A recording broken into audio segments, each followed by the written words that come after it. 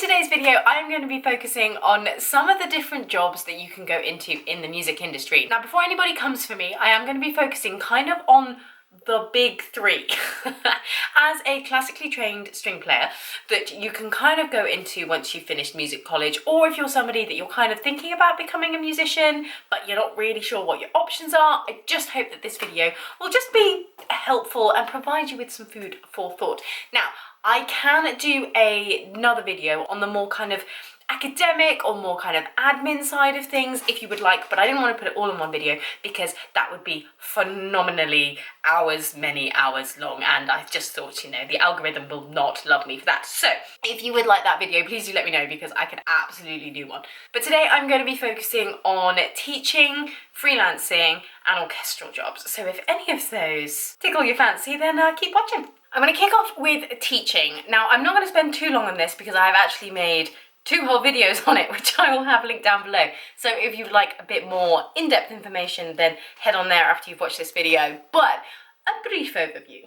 The cons of teaching are pretty simple, really. It's consistent income. You don't have to travel nearly as much. It can be incredibly rewarding. And it's also very well paid. Per hour, teaching, instrumental teaching, peripatetic teaching, private teaching, all of that is really decently well paid. Depending on the area, you can be earning in between 30 to 50 pounds an hour doing this. Sometimes even more if you are in the really scary places. It is well paid, so there is no getting away from that fact. And then for the cons, the big one is that it can be quite restrictive. Particularly if you're going into teaching in schools, chances are they're going to need you to commit to a day. So you might go into that school every Tuesday and Thursday, and then a different school might need you, you know, Mondays and Wednesdays, whatever. But you will have to commit to those days, which can make it very tricky if you are also wanting to take on playing work. Because if a recording session comes through, chances are it's probably going to be during the week. So if it was across your, you know, Wednesday teaching, you might have to say no to it. So whilst you do get the reliability of the frequent payments and all these kinds of things, you do have to sacrifice the ability to control your schedule as much as you might like to. And then this may sound really obvious, but if you don't like working with kids, then this isn't for you. I know so many people that are either in teaching or went into teaching and then stopped because they realised that they're actually not especially good with kids, or they don't particularly enjoy the company of kids. And by the way, that is totally fine. I think there can be a bit of, I don't know, not exactly stigma, but if people go, I don't really like working with children, everybody goes, can't say that. You can absolutely say that. This is absolutely fine. Sometimes I don't like working with adults. So the second option I wanted to talk about is the one which I primarily do. It is freelancing. Now, the pros and cons with freelancing are very much 2 sides of a coin, but the first pro is the freedom. You can choose what you say yes and no to. Obviously, finances dependent. Sometimes you just need to take everything that's coming up, and that's totally fine. But a lot of the time, you'll get, you know, a few gigs coming through, and something will come through, and you go, you know what? That actually isn't what I want to do. It's not really going to serve my career. It's not going to put my career on the path that I want it to. And so you can say no. You have that power. The second big pro, and this is probably my favorite of my job, is the sheer variety. So, for example, in the last week, I've done an audition, a wedding, double Albert Hall show day. I've done a session recording in a warehouse for some soundproofing doors. And then today I'm doing a bit of private teaching. It's just, you never know what you're going to be doing week to week, and it can vary so much, which just keeps things interesting. Being paid as a freelancer is generally pretty good. So the work is very highly paid when you get it, obviously. And then another one of my favorites is that you get to see so many different places. You get to go to so many different cities. You get to go to different countries. You get to meet so many different people. That kind of feeds into the freedom and the variety of what you get to do. But you get to see some incredible venues and places, and you get to go behind the scenes and backstage and see these places kind of from a different angle. And the cons, like I mentioned, are kind of the other side of the coin of all of those pros.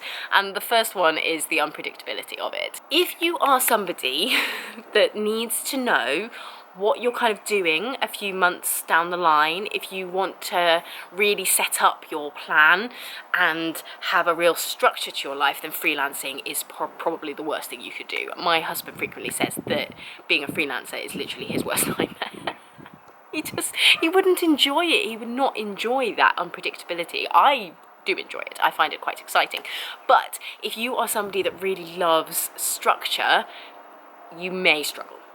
And then off the back of that unpredictability, it can be really hard to plan. We're off on our holidays next week. Now, this means that I am actually missing a few gigs that I would have loved to do. I would have absolutely loved to do. One in particular I am absolutely gutted to be missing out on. But we needed to book a holiday, you know, and we're going away with my sister and my brother-in-law and their little one, and, you know, so obviously we had to, different people to fit around. So I just have to say, right, from this date to this date, I'm booking it off no matter what comes in, and that can be tricky. Those are the dates that we're going. Book the flights, it's done. That can be really difficult sometimes, and I think people don't always appreciate how difficult that can be, particularly when you love your job. And like I say, there are gigs that I've turned down that I am genuinely gutted about, and it can be very easy for the people that you have turned down these things for to sort of feel like you're blaming them, and that's never the case. But it can be a little bit of a sensitive topic, and if you're, you know, arranging to meet up with a friend and then work comes through and you have to cancel that, you know, it can be tricky. So you have to get quite good at explaining why you're flaking yet again. This is a sort of con of being a freelancer that I actually do not think is talked about enough. And it may be because it's something that you kind of have to discover slightly over time. And it's how mentally taxing it is. You have so much whirring through your brain at all times. You know, have I paid X? Have I invoiced so-and-so? Have so-and-so paid me yet? I need to double check that email from so-and-so. I need to make sure that I have all the details. You are your own PA, your own accountant, your own boss, your own HR department. You're everything, and that can be a lot to juggle. And then linked in with that, having to manage your own finances is something that I did not think about at all. I went into this, and I have a very, very lovely spreadsheet that helps me significantly, and if you would also like access to that, just drop me an email. I will more than happily send it over to you.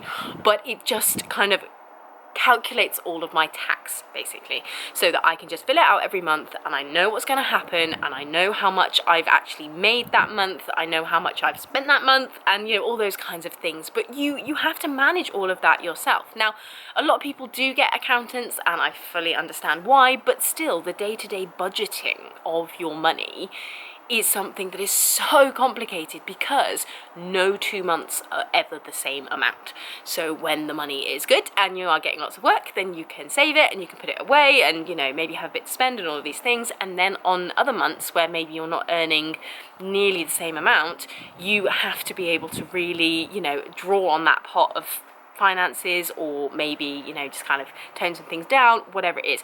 You are in charge of that. Nobody is telling you how much national insurance to pay. You have to find that out, and you have to figure that out. And I think that's something that can be a bit of a shock. And then last but by no means least, we have orchestral jobs. Now, the pros of having an orchestral job, to be honest, are basically all the pros of just having a regular office job or something similar, such as paychecks, pensions, paid holiday, sick leave. Oh, what I would do for sick leave. However, the cons of having an orchestral job are again something that I do not think are necessarily talked about enough, especially when I was at college. An orchestral job was kind of the holy grail, the pinnacle of what you could achieve, and in many ways it is. They are phenomenally difficult to get, but they don't suit everybody, and I think that is something that isn't accepted enough. Like I said, they are extremely hard to get, so therefore the competition is extremely high, which means that the audition process can be brutal. So it's worth acknowledging that that process can be really taxing in a lot of different ways. The other thing is that it is pretty high pressure because a lot of people want your job. And it's not like they're gunning for you. It's not like everybody is sat around going, oh, made a mistake, get somebody else in. That's not what I'm saying. But the fact remains that if you are no longer up to the job, then chances are they are going to find somebody to replace you. So that pressure can be quite tough to deal with. If you are primarily working with the same orchestra all the time, then obviously that will mean that you are not traveling as much. So you'll be in the same venue a lot of the time, same people, similar kind of rep. Obviously this depends on the orchestra that you're with, but just for me, it would be something to consider. The concert dates that you're committed to playing in are pretty set in stone, but management can change them. So for example, I know of an orchestra where they can change it with as little as 2 weeks notice, and you are contractually obliged to be playing. Now, obviously, I am sure there are extenuating circumstances for, funerals, weddings, these kinds of things, but really, you've got to be there. It's your job. And so that can be quite tricky. I know people that have booked holidays and then they've been told, well, no, you can't, there's a concert.